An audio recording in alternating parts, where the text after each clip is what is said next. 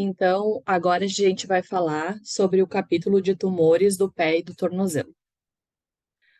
Os tumores no pé e no tornozelo são relativamente incomuns e representam 5 a 8% dos tumores do sistema musculoesquelético. Por exemplo, entre os sarcomas, apenas 2% estão no pé e tornozelo. O atraso no diagnóstico traz grande morbimortalidade para esses casos. 2/3 dos tumores do pé são ósseos, 18% dos tumores são malignos. Os mais comuns são cisto ósseo simples, encondroma, osteocondroma, cisto ósseo aneurismático e lipoma intraósseo. Dos malignos, quase metade são condrosarcoma, sendo de cerca de 46%. Podem ocorrer em qualquer idade e atingem homens e mulheres de forma igual no geral. Devido à anatomia e presença de ossos pequenos, geralmente são diagnosticados mais precocemente. Levam à erosão da cortical mais rapidamente, provocando mais sintomas e necessitando de ressecções mais amplas. Estruturas neurovasculares devem ser preservadas, se possíveis, sempre priorizando margens livres. A dor e a presença de massa palpável são os sinais mais comuns. A dor noturna, dor não mecânica, edema e inflamação devem ser levados em consideração. Crescimento, massa dura, recorrência após excisão e tamanho maior que 5 centímetros são sinais de malignidade. Tumores de pele, como melanoma, por exemplo, é um diagnóstico diferencial importante. Câncer prévio, fatores de risco e radiação devem ser pesquisados. Acrometástases são raras, mas, se presente, pensar em carcinoma renal e pulmonar. Todos os pacientes com história e exame físico suspeitos para tumores devem realizar radiografias. Reação periosteial, erosão da cortical, margens mal definidas e invasão de partes moles falam a favor de tumores malignos. O ultrassom pode ser usado para lesões mais superficiais. A ressonância magnética e tomografia computadorizada são exames de escolha para melhor avaliação. Tomografia mostra bem o acometimento ósseo e calcificações. A ressonância com contraste é o exame de escolha, mostra a extensão da lesão. O estadiamento é realizado com tomografia de tórax para tumores ósseos. Nos tumores de partes moles deve ser incluído abdômen e pelve. O exame de PET-CT também é utilizado para avaliação de metástase. O último passo do estadiamento é a biópsia. Devem ser realizados em centros especializados em oncologia e pela equipe que fará o tratamento final.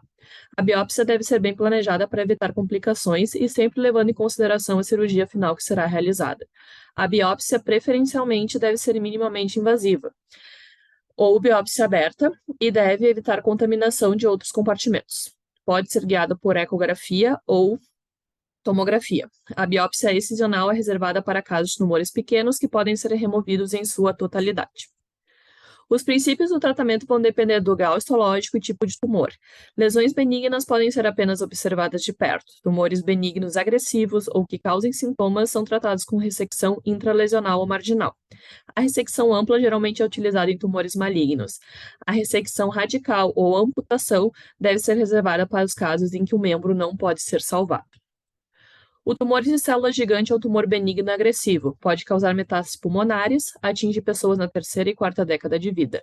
5% deles estão no pé, mas no talos, tíbia distal e calcâneo, nessa ordem de prevalência. Nos exames de imagem, tem aspecto mais agressivo quando são no pé e tornozelo. O tratamento geralmente é feito com curetagem, enxerto ou cimentação, podendo ser necessário tratamento mais agressivo. O denosumab é utilizado como neoadjuvante ou no tratamento de metástase. A taxa de recorrência no pé e tornozelo é maior, entre 30% e 50%. O condoblastoma é raro e benigno. 13% estão no pé, atingindo ossos do tarso. Acomete homens na segunda década de vida. Dor e limitação do movimento são comuns. Atinge mais o calcâneo e o talos. As imagens são tipicamente benignas. O tratamento também é feito com curetagem, enxerto ou cimento. Pode ser usado fenol e crioterapia associados. A recorrência é de 10% a 15%, sem relação com o local. O cisto ósseo aneurismático é uma lesão benigna agressiva, somente 2% a 9% ocorrem no pé e tornozelo, atinge pessoas na segunda década de vida. Nas imagens aparece uma lesão insuflativa com nível líquido-líquido. O tratamento também é feito com curetagem, enxerto ou cimento. Outras opções é embolização, radioablação, ressecção com reconstrução, dependendo do tamanho da lesão.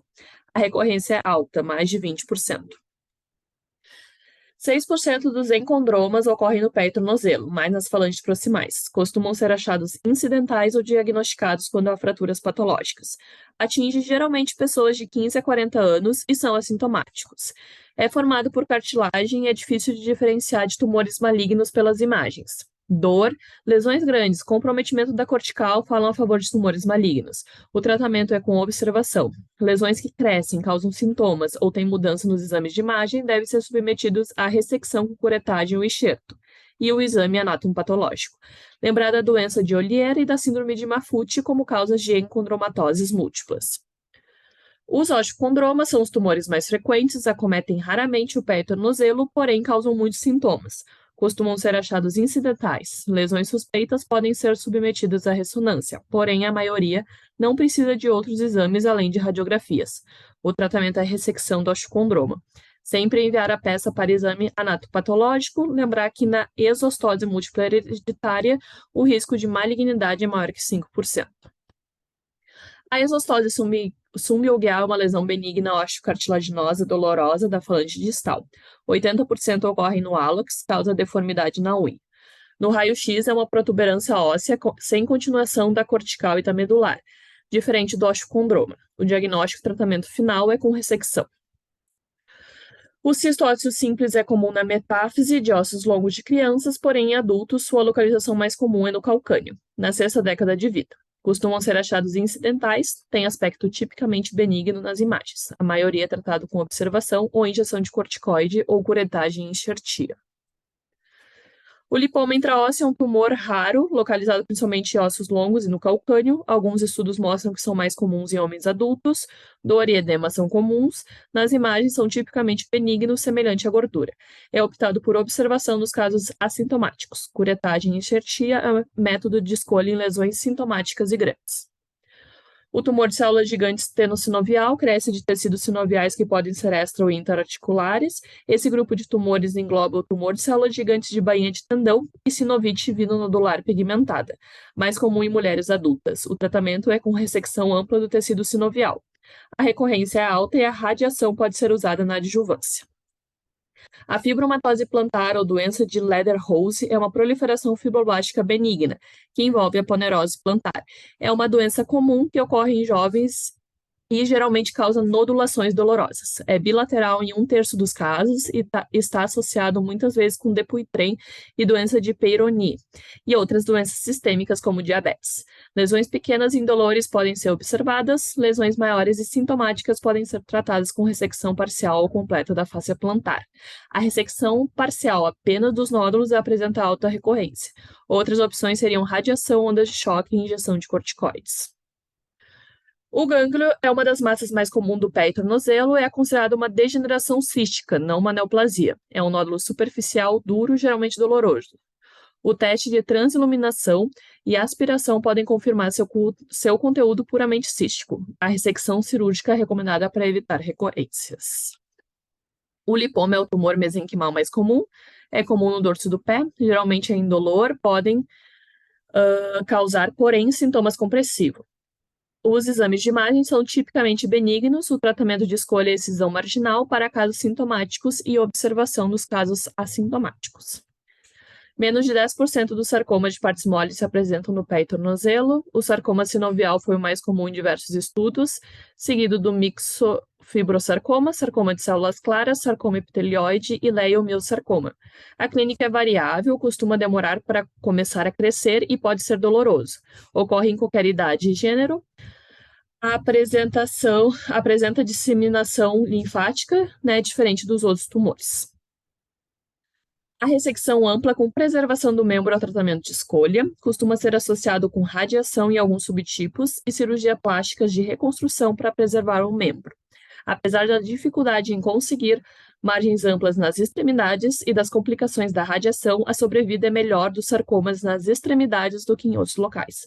Provavelmente isso se deve ao diagnóstico mais precoce e fácil no pé e tornozelo.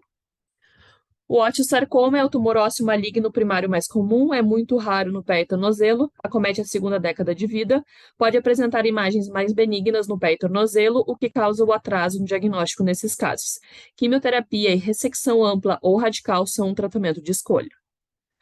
Os condrosarcomas são os sarcomas ósseos primários mais comuns do pé e tornozelo. 5% dos condrosarcomas ocorrem no pé e no tornozelo, principalmente no calcâneo.